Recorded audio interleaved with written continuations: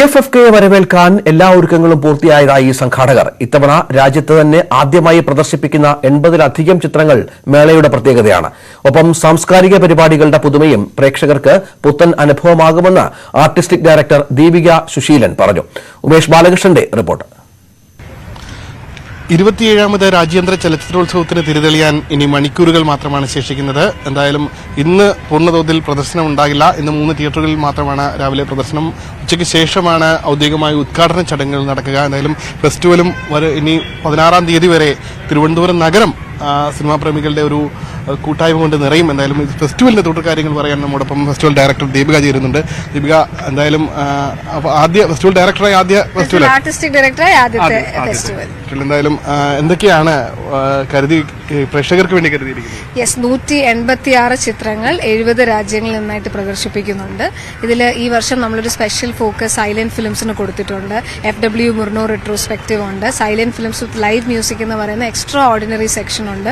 അതിന്റെ ഒരു പ്രത്യേകത, നമ്മൾക്ക് ഇത് മിസ്സാക്കി കഴിഞ്ഞാൽ പിന്നെ അങ്ങനെ ഇന്ത്യയിൽ നമുക്കിത് വീണ്ടും കാണാനുള്ളൊരു അവസരം ഉണ്ടാവില്ല. അത് ടാഗോർ തിയേറ്ററിൽ 10-ാം തീയതി മുതൽ വൈകിട്ട് 6 മണിക്ക് 14-ാം തീയതി വരെ 5 ഫിലിംസ് നമ്മൾ പ്രദർശിപ്പിക്കുന്നുണ്ട്. ഇത് ബ്രിട്ടീഷ് ഫിലിം ഇൻസ്റ്റിറ്റ്യൂട്ടിന്റെ റെസിഡന്റ് പിയാനിസ്റ്റ് ജോണി ബെസ്റ്റ് ആണ് നമുക്ക് ലൈവ് പിയാനോ ചെയ്യുന്നത്. മേളയിൽ മൊത്തത്തിൽ നമ്മൾ പ്രോഗ്രാം നോക്കുകയാണെങ്കിൽ എക്സെപ്ഷണൽ സെക്ഷൻ എന്ന് പറയാൻ പറ്റുന്ന ഒരു സെക്ഷനാണ്. പിന്നെ ഇതിനകത്ത് നമ്മൾ ഇത്തവണ റിട്രോസ്പെക്റ്റീവ്സ്, അതായത് ക്യൂറേറ്റഡ് സെക്ഷൻസ് എല്ലാം തന്നെയും ഇതിനു മുമ്പ് IFFK കാണിച്ചിട്ടില്ലാത്ത, അതായത് റിട്രോസ്പെക്റ്റീവ് ചെയ്തിട്ടില്ലാത്ത സംവിധായകരുടെ റിട്രോസ്പെക്റ്റീവ് ആണ് ഇൻക്ലൂഡ് ചെയ്തിരിക്കുന്നത്. അത് Paul Schrader, Bela Tarr lifetime achievement award winner, Alejandro Jodorowsky, Emir Kusturica. അപ്പോൾ തീർച്ചയായിട്ടും അവരുടെ കളക്ഷൻ ഓഫ് ഫിലിംസ് ഒരു പ്ലാറ്റ്ഫോമിൽ കാണാൻ സാധിക്കുക, അതും തിയേറ്ററിൽ എക്സ്പീരിയൻസ് ചെയ്യാൻ സാധിക്കുക എന്ന് പറയുന്നത് ഒരു റെയർ ഓപ്പർച്യൂണിറ്റിയാണ്. അപ്പം അത്തരം സംവിധായകരെ നമ്മൾ ഇൻക്ലൂഡ് ചെയ്തിട്ടുണ്ട്. കൺട്രി ഫോക്കസ് ആയിട്ട് സെർബിയയാണ്. സെർബിയ ആദ്യമായിട്ടാണ് IFFK ഫോക്കസ് ചെയ്യുന്നത്. സെർബിയ അങ്ങനെ നമ്മൾ ഫോക്കസ് കൺട്രി ആയിട്ട് മറ്റ് ഫെസ്റ്റിവൽസിൽ അധികം കണ്ടിട്ടില്ല. ബിക്കോസ് അവരൊരു ഈ പറഞ്ഞതുപോലെ ഈ കഴിഞ്ഞൊരു 10 വർഷത്തെ കാലയളവിൽ നമ്മൾ മേജർ ഫെസ്റ്റിവൽസ് നോക്കിയാൽ യങ് ഫിലിം മേക്കേഴ്സ് വളരെ എക്സെപ്ഷണൽ ഫിലിംസ് എടുത്തുകൊണ്ടിരിക്കുന്ന ഒരു രാജ്യമാണ്. അപ്പോൾ അതുകൊണ്ട് തന്നെ ആ ഫിലിം മേക്കേഴ്സ് ആ കൺട്രിയുടെ സിനിമ ഒരു പാക്കേജിൽ ഒരു പ്ലാറ്റ്ഫോമിൽ കാണിക്കുക എന്ന ഉദ്ദേശത്തിലാണ് സെർബിയ നമ്മൾ ഫോക്കസ് കൺട്രി ആയിട്ട് ചൂസ് ചെയ്തത്. വേൾഡ് സിനിമ സെക്ഷൻ എല്ലാവരും എപ്പോഴും ഉറ്റുനോക്കുന്ന സെക്ഷനിൽ 78 ചിത്രങ്ങളാണ് ഈ വർഷം ഉള്ളത്. അതിൽ എല്ലാം തന്നെയും വലിയ വലിയ മേളകളിൽ അല്ല കൊച്ചു മേളകളിലും ഒക്കെ തന്നെ നല്ല രീതിയിൽ പെർഫോം ചെയ്ത് വന്നതും, എന്നാൽ മേ ബി മറ്റ് മേളകളിൽ ശ്രദ്ധിക്കപ്പെട്ടിട്ടുണ്ടായില്ല. പക്ഷേ കേരള ഓഡിയൻസിന് തീർച്ചയായിട്ടും ഇഷ്ടപ്പെടും എന്ന് നമ്മൾ വിശ്വസിക്കുന്ന സിനിമകളാണ് അതിൽ പ്രോഗ്രാം ചെയ്തിരിക്കുന്നത്. പിന്നെ ഈ വർഷം മാസ്റ്റർ ഫിലിം മേക്കേഴ്സിന്റെ ഫിലിംസ് വേൾഡ് സിനിമ സെക്ഷനിലല്ല, പ്രത്യേകമായിട്ട് OT റോഡ്സ് എന്ന് പറയുന്ന ഒരു സെക്ഷനിലാണ് ഇൻക്ലൂഡ് ചെയ്തിരിക്കുന്നത്. മൊത്തത്തിൽ ഒരു കളക്ഷൻ ഓഫ് മൂവീസ് നല്ലതാക്കാനുള്ള ഒരു ശ്രമം IFFK നടത്തിയിട്ടുണ്ട്.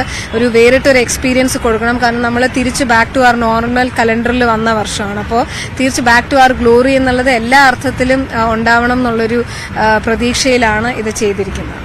പ്രീമിയർ ഇപ്പോൾ മത്സര രംഗത്താണെങ്കിലും പ്രീമിയർ ഒരുപാട് പ്രതീക്ഷയോടെ കാത്തിരിക്കുന്ന ചിത്രങ്ങളുണ്ട്. ഒപ്പം മറ്റ് പ്രീമിയേഴ്സ്, അതായത് കൺട്രിയിൽ രാജ്യത്ത് തന്നെ പ്രീമിയറായി പ്രദർശിപ്പിക്കുന്ന ചിത്രങ്ങൾ അതൊക്കെയാണ്. ഇത്തവണ പേരെടുത്ത് പറയാന്ന് വെച്ചാൽ 85ഓളം ഇന്ത്യ പ്രീമിയേഴ്സ് ഇത്തവണ IFFK ഉണ്ട്. അത് ആദ്യമായിട്ടാണ്. കാരണം ഇത്രയും പ്രീമിയേഴ്സ് വരുന്നത് വേറൊരു തരത്തിൽ മേള വളരുന്നതാണ് കാണിക്കുന്നത്. കാരണം IFFK ഒരിക്കലും ഒരു പ്രീമിയർ ഫെസ്റ്റിവലായി കൺസീവ് ചെയ്തിരുന്നില്ല. കാരണം നമ്മൾക്ക് മുമ്പ് ഇന്ത്യയിലെ ഒഫീഷ്യൽ ഫെസ്റ്റിവലായി IFFI ഉണ്ട്. അതിന് മുമ്പ് മാമി ഉണ്ടായിരുന്നു.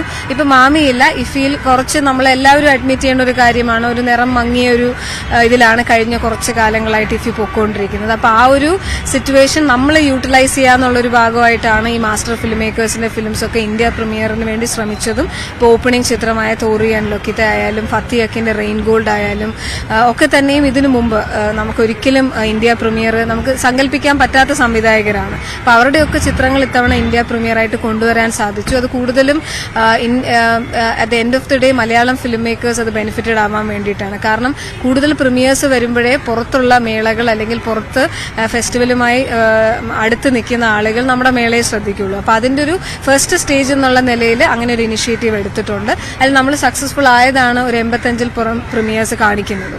ഇപ്പം തിയേറ്ററിന് പുറത്ത്, അതായത് open forum, meet the directors അടക്കമുള്ള നിരവധി അതെല്ലാം നമുക്ക് മുൻവർഷങ്ങളെ പോലെ ഇത്തവണയും ഉണ്ടാകുമോ? ഇത്തവർഷം അതുപോലെ തന്നെയുണ്ട്. കൾച്ചറൽ പ്രോഗ്രാംസ് എല്ലാ ദിവസവും ടാഗോറിൽ ഓപ്പണിംഗ് ഡേ ഒഴിച്ച് 8:30 മണിക്ക് നമ്മൾ ഓർഗനൈസ് ചെയ്തിട്ടുണ്ട്. പിന്നെ open forum, meet the director എല്ലാം ഷെഡ്യൂൾ പോലെ തന്നെ നേരത്തെ വർഷങ്ങളിലെ പോലത്തെ ഉണ്ട്. പിന്നെ ഇത്തവണത്തെ സ്പെഷ്യാലിറ്റി നമ്മൾ ഈ പാനൽ ഡിസ്കഷൻസ് അതുപോലുള്ള സ്പെഷ്യൽ പ്രോഗ്രാംസ് എപ്പോഴും ഹോട്ടൽസിലാണ് നടന്നുകൊണ്ടിരുന്നത്.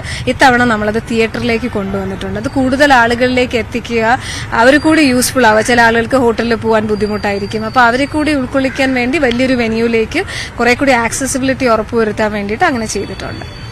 12,000-ലധികം ഡെലിഗേറ്റ്സ് ഉണ്ട്. ഒപ്പം മറ്റ് ഒഫീഷ്യൽസ് അടക്കം മീഡിയ അടക്കം ഒരുപാട് പേരുണ്ട്. പല ചിത്രങ്ങളും ബുക്കിംഗിലൂടെയാണ് കാണാനുള്ള സൗകര്യം കിട്ടുന്നത്. എല്ലാവർക്കും കാണാൻ കഴിയുമോ? ബുക്കിംഗ് അതിനുവേണ്ടി ക്രമീകരിച്ചിട്ടുണ്ടോ? എല്ലാവർക്കും കാണാൻ കഴിയുമോ എന്നുള്ളൊരു ചോദ്യത്തിന് ആൻസർ പറയാൻ പറ്റില്ല. പക്ഷെ എന്നാലും പ്രോമിനന്റ് ഫിലിംസ് നിശാഗന്ധിയിൽ വൈകിട്ട് 6:30 ഷോയ്ക്കും 8:30 ഇട്ടിട്ടുണ്ട്. അപ്പോൾ വളരെ ക്രൗഡ് പുള്ളേഴ്സ് ആയിട്ടുള്ള ഫിലിം എല്ലാം അവിടെ കണ്ടു. അപ്പോൾ മാക്സിമം ആളുകൾക്ക് കാണാൻ പറ്റും. അപ്പോൾ പ്രധാനപ്പെട്ട എല്ലാ ചിത്രങ്ങളും നമ്മൾക്ക് അങ്ങനെ എൻഷുർ ചെയ്യാൻ പറ്റില്ല. പക്ഷെ മേളയിൽ ഔട്ട്സ്റ്റാൻഡിംഗ് ആയിട്ട് നിൽക്കുന്ന ചിത്രങ്ങൾ അവിടെ കുറച്ചെങ്കിലും ഇടാൻ ശ്രമിച്ചിട്ടുണ്ട്. അപ്പം കുറെ ആളുകൾക്ക് അത് കാണാൻ പറ്റും എന്ന് പ്രതീക്ഷിക്കുന്നു. എന്തായാലും ഇത്തവണ കഴിഞ്ഞ IFFK വന്നപ്പോഴാണ് ഒരു വലിയൊരു ആഘോഷത്തിന്റെ മൂഡിലേക്ക് തിരുവനന്തപുരം പോയത്. സ്വാഭാവികമായി ഇത്തവണയും ഒരു ആഘോഷത്തിന്റെ മൂഡിലേക്ക് പോകാൻ കാത്തിരിക്കുകയാണ്. കാരണം ഇന്ന് തന്നെ പൂർണ്ണമായി ആളുകൾ കൊണ്ട് നിറഞ്ഞു കഴിഞ്ഞു. അപ്പൊ എന്തായാലും അതിനുള്ള എല്ലാം ഒരുക്കങ്ങളും നന്നായിട്ട് നടക്കുന്നു. ഡെലിഗേറ്റ് പാസും കിറ്റ് വിതരണവും ഒക്കെ എല്ലാം സ്മൂത്തായിട്ട് പോകുന്നുണ്ട്. അപ്പൊ എന്തായാലും നാളെ തൊട്ട് വളരെ ലൈവായി ഡെലിഗേറ്റ്സിനെ ഇവിടെ കാണുമെന്ന് പ്രതീക്ഷിക്കുന്നു. സിനിമകളെ കുറിച്ചുള്ള ചർച്ചകളും വിലയിരുത്തലുകളും ഒക്കെ നടക്കട്ടെ. Thank you so much.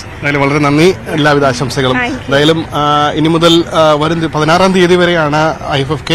രാവിലെ 8 മണി മുതൽ സീറ്റ് ബുക്കിംഗ് ആരംഭിക്കും. 8 മണി മുതൽ ഒരു ദിവസം 3 ബുക്കിംഗ് ആണ്, ഒരാൾക്ക് 3 ബുക്കിംഗ് ആണ് നടത്താവുന്നത്. കൂടാതെ വൈകിട്ട് നിശാഗന്ധിയിലടക്കം ഓപ്പണായി തന്നെ, അതായത് ബുക്കിംഗ് ഇല്ലാതെ തന്നെ കാണാനാകും. എന്തായാലും ബുക്കിംഗ് 8 മണിക്ക് തുടങ്ങും. അതിനനുസരിച്ച് എല്ലാവരും നാളെ മുതൽ തയ്യാറാകുക. ഇന്ന് കുറച്ച് 3 തിയേറ്ററുകളിൽ മാത്രമേ ഇന്ന് സിനിമയുള്ളൂ. നാളെ മുതൽ പൂർണ്ണതോതിൽ IFFK എത്തുകയും ചെയ്യും. ക്യാമറമാൻ ഹരിക്കൊപ്പം ഉമേഷ് ബാലകൃഷ്ണൻ, ന്യൂസ് 18 തിരുവനന്തപുരം. തലസ്ഥാനത്ത് ഇന്നു മുതൽ സിനിമ വസന്തമാണ്.